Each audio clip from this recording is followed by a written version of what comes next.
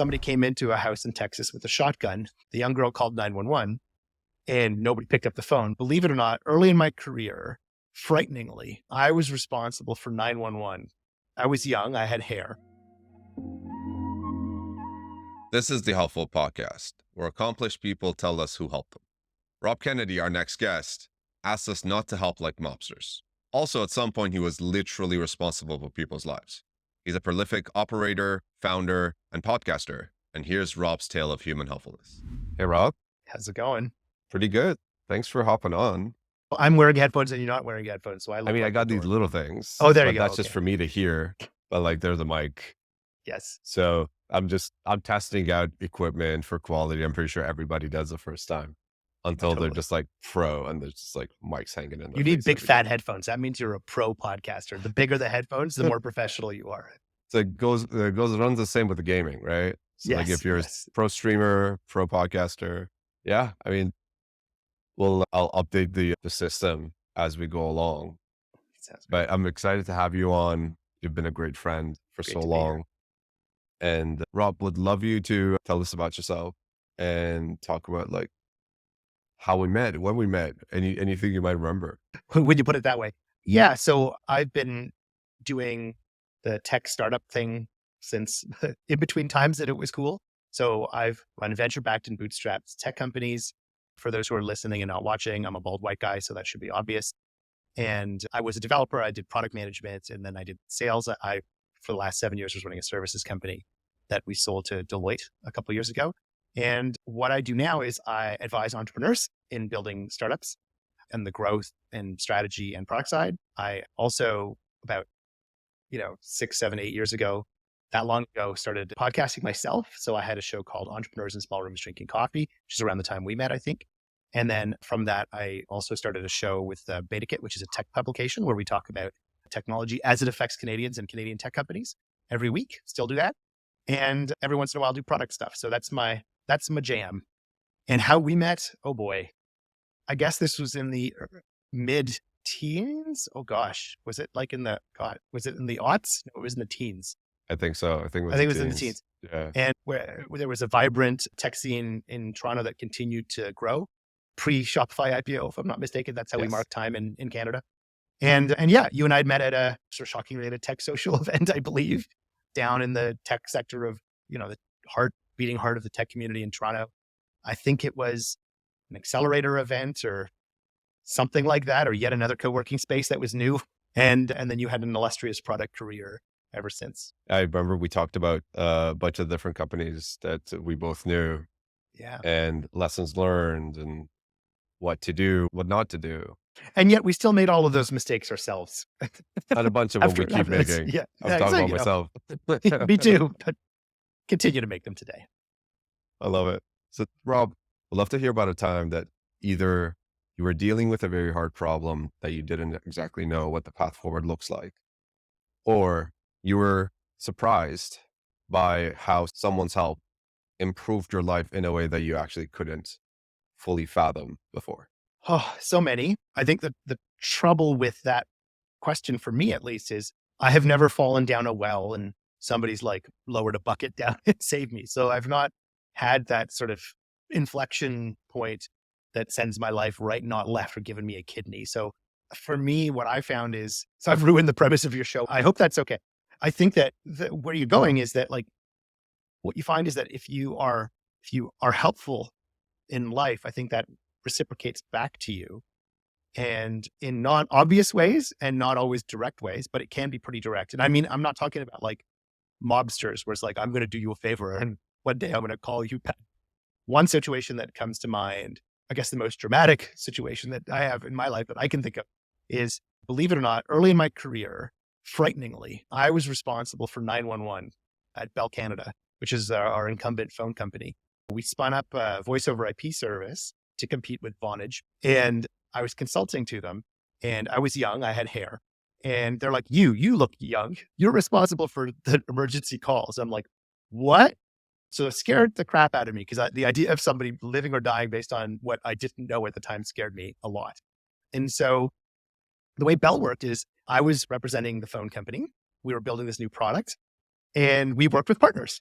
And one of the partners was CGI, which is a large Canadian consulting firm based out of Montreal. They do tons of big hunk and big work, big systems, big old systems. And Bell's consulting partner was them. And so the Bell folks, sometimes when you're working in technology companies, it's easy to blame the software people, especially when you have toxicity between the business side of the business and the technology side of the business. If things go bad when they start blaming each other. Those business guys don't know what they're doing. And the business guys are like, those tech guys, gals don't know what they're doing.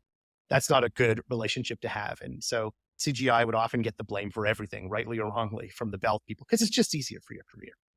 And so what happened was the CRTC one day, this is so off track, but it's very interesting for the nerds out there. In about 2004 or 3, Vonage was a new service. And what happened was somebody dialed 911 in the States. And because they didn't know what to do with 911 calls in those days, they routed it to an administrative line. So you call 911, you're on Vonage, it would go somewhere and somebody would have to pick up the phone, like a secretary or something. And of course, in the middle of the night, there was no secretary. So it ended up this young girl, somebody came into a house in Texas with a shotgun and started shooting up the place. The young girl called 911 and nobody picked up the phone because it wasn't real 911. So we had a solution that was pretty interesting at the time. And the CRTC pretty quickly said, hold on a second. CRTC, for those Americans who are listening, is the regulatory body that regulates the phone companies and the radio and television and all that other stuff. And now online digital content creators, according to the latest law. And they said, hey, listen, we don't care how hard it is, but when you dial 911, someone has to pick up the phone and somebody who has to route to the nearest person who can help the person who's called 911. So we had a slightly better solution than what was designed, but it wasn't infallible. And the CRTC's law was, it had to be infallible. I'm like, well, God, what the hell? So all the Canadian telcos that did VoIP at the time, which is 3 because we have an oligopoly, got together. And when you dial 911 on a VoIP service in Canada, it would go to a group that would answer the phone. And then they would say, where are you? And you tell them where you are. And then they would route you to the local 911 dispatcher that would actually dispatch the thing. So hopefully you weren't choking to death or being murdered because you wouldn't be able to answer that question. Well, what did that mean? We had to deploy 911 updates to the phone system in the middle of the night when people are least likely to call 911. And so I had to work with the CGI team to actually deploy the code that was written to route the calls to this interstitial answering service. And it was unsexy. Nobody really wanted to do the work. And also it was, 3 or 4 o'clock in the morning. And you go through a very long script to make sure that the thing you deployed didn't destroy everything else, not just 911, but the rest of the phone service. And what I found was that everyone treated the CGI folks like, well, I shouldn't say everyone. It was easy to treat the CGI folks like garbage. So no one was ever helpful. And I found that treating people like garbage was not the way that I wanted to operate, not the way that I thought would be the way to operate human beings. Look, that's not the world that I wanted to live in. And so when we got on the call to deploy this scary, don't break the internet, don't break people's lives 911 code, I had to sign off on it because I was representing the phone company. But I wasn't just about to sit there and pick my nose and wait for them to do the stuff. I was like, what do you need me to do? Do you want me to do test calls? It's been a while since I've been a developer. Do you want me to push code? What do you want me to do? And so we worked collaboratively. I helped them as much as I could and didn't act as the customer, the angry customer. And we got it done. And as far as I know, nobody died. But interestingly, stayed in touch with the 2 folks, one in particular. And we got along just fine because I didn't treat him like garbage. And then it ended up, flash forward 10 years, 15 years, that gentleman, I ended up working for a company called TWG, a services company based in Toronto, building technology products for big and small companies. And this person ended up becoming a vice president of innovation at Interac. And we're like, hey, you're doing cool stuff. I'm doing cool stuff. Let's talk. And 15 years later, we ended up working together again. This time, he was the customer and I was the vendor. And we started a long and fruitful relationship between TWG and Interac, partially because I didn't treat him like garbage. I offered to help. And because of that, we're still friends to this day. And we did a lot of really interesting stuff with Interac. That's brilliant. This is the karma boomerang. You sent it and it came back. 15 years later, but it came back. I mean, that's a big, long arc of it. And I don't think I wasn't expecting, I had no idea. I think that you'll also find that the world is very small, especially in the industry that you happen to be in. Tech is one, but the world is very small and you see the same people over and over again. And so even out of selfish fake altruism. If you're a sociopath or a psychopath and you think it's going to come back, you can just do it for those reasons. But I think that if you're genuine in your support, that I wouldn't expect it. But I've seen examples of that over and over again. And that's just one that kind of cropped to mind when we started talking. I love it. What other industries do you think run on relationships or helpfulness? And the more helpful the folks, the better they end up doing in those industries. I don't think that there's an industry that doesn't. I think that's the human condition, which is that we're social animals and we are designed to help each other. That's the way we can build planes. No one person can build a plane. It requires everyone to build a plane. It helps that you pay them to pay attention to it, because then they wouldn't really pay attention to it. But I think that you find as you get older, you start to think about your legacy as well, no matter what industry you're in. And you're like, well, people took a chance on me. Because I think you'll find, and I've said this many times on many shows and not shows, I think most people don't know what the hell they're doing in any industry. And I think you get over imposter syndrome when you realize not that you figured it out, but that nobody else knows what they're doing either. And so there's few things you have figured out in life. If you turn around and can be helpful to stop people from making those mistakes, or at least to try to stop them, because I still think that they have to go through the pain of making those decisions themselves. But if you can minimize the stress and pain of it, I think that it's a good feeling. And I think that draws you closer to the people around you. Even if you're antisocial, I think we all, at the end of the day, especially after COVID, we rely on each other for big and small things. And so it doesn't even just have to be industry based. I think it's, you're going through a tough time in life. And if people are able or willing to help you, has nothing to do with industry, because I think you would reciprocate if you're a good person, or even if you're not. I think we're just designed to do that. This reminds me of a couple of sayings. One is, we're all children playing adults. Yeah. None of us know exactly what we're doing. Absolutely. Yeah. Yeah. And our happiness comes through others. Like, we can reach Zen, we can reach contentedness internally, but our actual euphoric happiness always comes through others.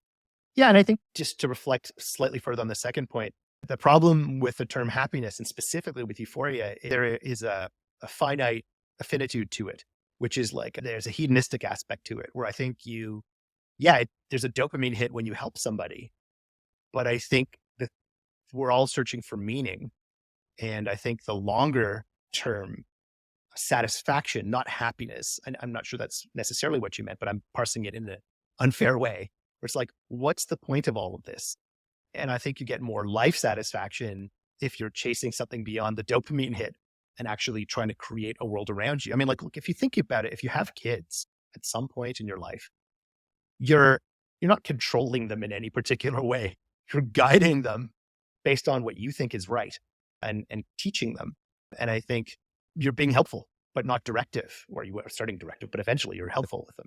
And that's the best you can do. That's the most impact you can create in the universe. So I think, like, having that mindset creates the most meaning beyond your existence. And it's a longer term impact than just, did I make you happy today? Because then there's we're still talking after almost, at this point, almost a decade. And it wasn't because we didn't become friends based on like one quick dopamine hit and then we never talked again. There's that sort of reciprocity that built up over time, I think, where like you get to know who the human is, and then the helpfulness goes in both directions. It's a little too philosophical, but I love it. I eat this stuff up. All right. Well, one thing that is always stuck in my mind, when you're helping, you're giving your time away. Yeah. It's the most precious resource. It's really the only scarce resource. Everything else, there's more of it somewhere else. So how do you decide who to help, how to help, with what, why? Well, it's whatever pays the most is what I find the easiest way to. It is the ultimate question, right? It's to your point, it's the thing we have the least of. And I think, like, we've talked about it before, which is, as you gain wealth, you spend more time doing the things that you want to do and less of the things that you don't. So we've talked about it before. Like, if you're rich, the reason you take a helicopter isn't because it's cool.